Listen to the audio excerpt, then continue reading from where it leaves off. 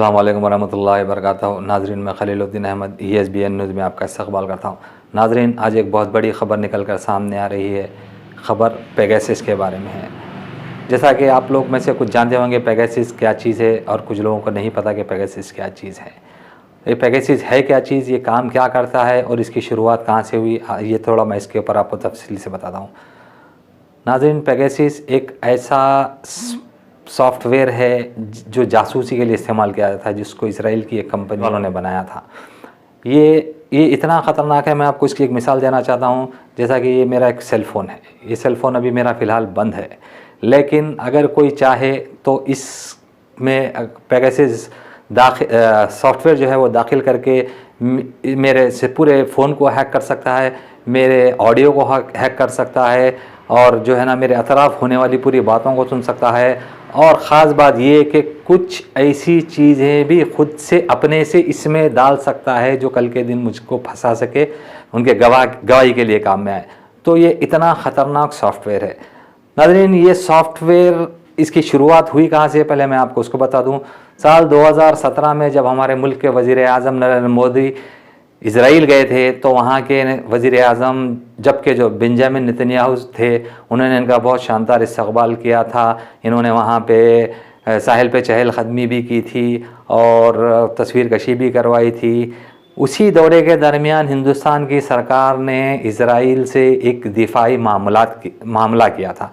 यूँ तो दिफाई मामलात कोई नई बात नहीं है, इससे पहले की भी सरकारों ने किए थे, और ये एक आम सी बात है जो एक मुल्क अपने बचाव के लिए दूसरे मुल्क से हथियारें ख़रीदता है, साजो सामान असला वगैरह ख़रीदता है। लेकिन उसी डील की आड़ में नरेंद्र मोदी सरकार ने पेगासस जासूसी स्पाईवेयर को भी ख़रीदा, और इसका इस्तेमाल 2017 में जबकि अपोजिशन के लीडर जनाब राहुल गांधी के ऊपर किया गया, जब कर्नाटक में JDU और कांग्रेस की सरकार थी, और पीछे के चोर दरवाजे से जब भारतीय जनता पार्टी ने इक़्तिदार हाथे आने की कोशिश की और वहाँ के MLA को तोड़कर अपने रिज़ाइन करवा कर उनका इस्तीफ़ा दिलाकर फिर से वहाँ पे इलेक्शन करवाया, फिर पीछे के दरवाजे से दाखिल हुई। उस वक्त पर राहुल गांधी का फ़ोन हैक किया गया। उसके बाद मगरबी बंगाल के इलेक्शन में एक बहुत बड़े इलेक्शन के स्ट्रेटजिक जो बनाते हैं प्रशांत किशोर, उनका फ़ोन हैक किया गया। उसके बाद ममता बनर्जी का फ़ोन हैक किया गया। उसके बाद उनके एक भतीजे हैं जिनका नाम है अभिषेक बनर्जी, उनका फ़ोन हैक किया गया। जो वहाँ के एक नौजवान लीडर हैं, उनका फ़ोन हैक किया गया। और साबिक़ा चीफ़ जस्टिस ऑफ इंडिया जनाब रंजन गोगोई साहब, जो साबिक़ा चीफ़ जस्टिस हैं, उनका फ़ोन हैक किया गया। नाज़रीन, आपको ये बात बता दूं, ये वही रंजन गोगोई हैं जिनके ऊपर एक लड़की ने सेक्सुअल असॉल्ट का इल्ज़ाम लगाया था। तब कहा जाता है कि उस लड़की के रिश्तेदारों को डराने के लिए उसके करीबी रिश्तेदारों का करीब 11 रिश्तेदारों का सेल फ़ोन भी इसी सॉफ्टवेयर के ज़रिए हैक किया गया था।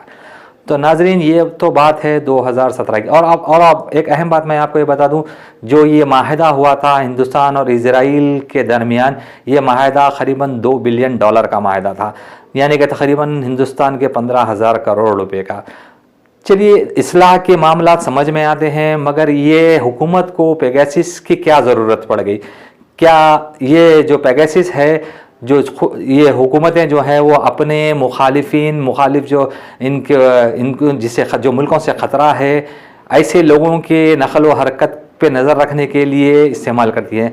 मगर हमारी हुकूमत को ऐसी क्या बात पेश आ गई जिसने अपने मुल्क की आवाम, अपोजिशन लीडरों, सहाफ़ियों, चीफ़ जस्टिस, और कहा यह भी जाता है कि कई जो हमारे मिलिट्री में अहम ओहदेदार थे, उनके भी जो है ना फ़ोनों को हैक किया गया। न सिर्फ फ़ोनों को हैक किया गया बल्कि उनके लैपटॉप को तक हैक किया गया। ऐसी कई चीज़ें रनुमा हुई थी। तो नाज़रीन, आप ये सोच रहे होंगे कि ये बात तो 2017 की है और हम बात आज 2022 में क्यों कर रहे हैं। तो नाज़रीन, आपको बताने का मकसद ये है, कल अमेरिका से शाया होने वाले एक बहुत बड़े अखबार जिसका नाम द न्यूयॉर्क टाइम्स है, उसने इस सारी डील की जो है ना उसने पोल खोल के रख दी कि किस तरह हिंदुस्तानी हुकूमत ने ये डील की थी। ये पेगासस का जो सॉफ्टवेयर है उसने उनसे ख़रीदा था। तो कल से सारे देश में एक हंगामा बरपा है। अपोजिशन ने फिर एक बार मोदी सरकार को, हुकूमत को सवालों के घेरे में लाकर खड़ा कर दिया है। और एक बात ये बता दूं मैं आपको, कल इस ताल्लुक से कांग्रेस ने एक प्रेस कॉन्फ्रेंस दी थी जिसको किसी मीडिया चैनल ने कवर नहीं किया। उनको साफ तौर पर ये अहकाम वसूल हुए थे कि इस प्रेस कॉन्फ्रेंस का बायकॉट किया जाए। सिर्फ एनडीटीवी ने इसको कवर किया है। और इस प्रेस कॉन्फ्रेंस में जो आप कांग्रेस के कौमी तर्जुमान हैं रणदीप सिंह सुरजेवाला की ये रिपोर्ट, उन्होंने क्या कहा, आइए पहले आपको उनकी थोड़ी सी बातचीत सुनाते हैं, फिर उसके बाद और मजीद आपसे बात करते हैं। साथियों, अब अंतर्राष्ट्रीय समाचार पत्र ने वो साबित कर दिया जो कांग्रेस हमेशा कहती थी। मोदी सरकार ने गैर कानूनी और असंवैधानिक तरीके से अपने ही नागरिकों के खिलाफ जासूसी स्पाईवेयर पिगेसस इजराइल से खरीदकर इस्तेमाल किया और उसके लिए सीधे प्रधानमंत्री नरेंद्र मोदी जिम्मेवार हैं। यह प्रजातंत्र का अपहरण है और देशद्रोह है। 5 सत्य अब सामने हैं। नंबर 1, मोदी सरकार ने साल 2017 में जब प्रधानमंत्री नरेंद्र मोदी इजराइल गए थे तो इजराइल से जो मिलिट्री इक्विपमेंट खरीदा उसके सेंटर पीस में पिगेसस जासूसी सॉफ्टवेयर था और 2 बिलियन अमेरिकी डॉलर से इसकी खरीद की गई। शायद यह भी संयोग नहीं प्रयोग है या प्रयोग नहीं संयोग है कि राष्ट्रीय सुरक्षा सलाहकार काउंसिल, जो राष्ट्रीय सुरक्षा सलाहकार को रिपोर्ट करती है, उसका बजट भी यकायक 33 करोड़ से बढ़कर साल 2017 में 333 करोड़ हो गया। दूसरा सत्य, पिगेसस सॉफ्टवेयर करता क्या है? यह गैर कानूनी तरीके से सेल फोन के मालिक की जानकारी या इजाजत के बगैर आपके सेल फोन को, देश के नागरिकों, यह हैक करता है, व्हाट्सएप को भी और सेल फोन को भी। आपके माइक्रोफोन और कैमरा दोनों को कैप्चर कर लेता है और फोन ऑन हो या बंद हो, उसके चारों तरफ जो बात हो रही है उसकी फोटो और उसकी वार्तालाप, ये गुप्त तरीके से सेलफोन के मालिक की जानकारी के बगैर मोदी जी की एजेंसियों को भेजता है। आपके सेलफोन में जो जानकारी है, आपके परिवार की फोटो हैं, आपके पासवर्ड हैं, आपके एसएमएस हैं, आपके व्हाट्सएप मैसेज हैं, आपके कैलेंडर है, आपने जो जानकारी भी फोन पर रखी है उसे चोरी करके मोदी सरकार को भेजता है।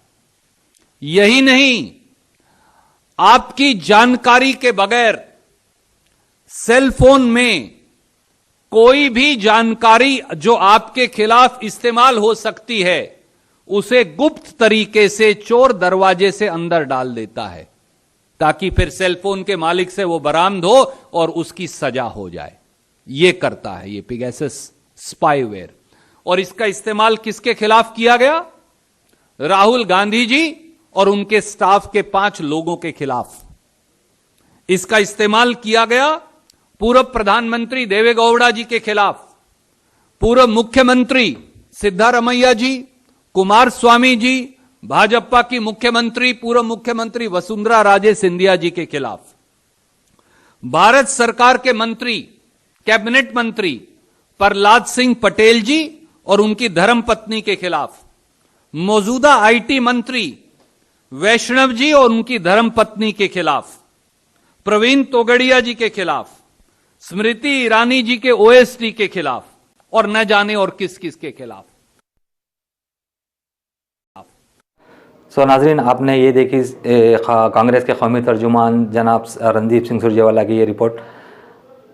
तो नाजरीन, हमारा सवाल ये है कि जब 2017 में पहली बार जब हुकूमत ने कांग्रेस के अपोजिशन लीडर राहुल गांधी का जब फ़ोन हैक किया था, जब पार्लियामेंट का इजलास चल रहा था, जब कांग्रेस और दीगर अपोजिशन जमातों ने इस मसले को पार्लियामेंट में उठाया और पार्लियामेंट का इजलास चलने नहीं दिया था, तो बड़े शर्म की बात यह है कि उस वक्त हुकूमत की जानिब से उनके नुमाइंदों ने ऑन दी हाउस फ्लोर पर आकर ये कहा था कि ऐसा कोई भी जो है ना सॉफ्टवेयर है नहीं और ना हमने इसको किसी से ख़रीदा है। और इसी तरह का एक झूठा एफिडेविट उन्होंने सुप्रीम कोर्ट को भी बना के दिया था और सुप्रीम कोर्ट को भी धोखा दिया था। तो नाजरीन, ये सवाल ये है कि आखिर हमारी हुकूमत को ऐसी क्या ज़रूरत पड़ गई थी इस सॉफ्टवेयर को अपने ही मुल्क के लोगों के ऊपर इस्तेमाल करने की। ये एक बहुत बड़ा सवाल है जो आप सबको भी हुकूमत से पूछना चाहिए और हमें भी हुकूमत से पूछना चाहिए, आखिर हुकूमत की इसमें मंशा क्या है। तो ये थी आज की हमारी खुसूसी रिपोर्ट। इंशाल्लाह और ऐसी और ख़बरों को लेकर हम आपके सामने आते रहेंगे, लेकिन आपसे गुजारिश है हमारे ESBN न्यूज़ चैनल को आप लोग शेयर कीजिए, सब्सक्राइब कीजिए और हमारी ख़बरों को ऐसे ही आप लोग देखते रहिए। शुक्रिया।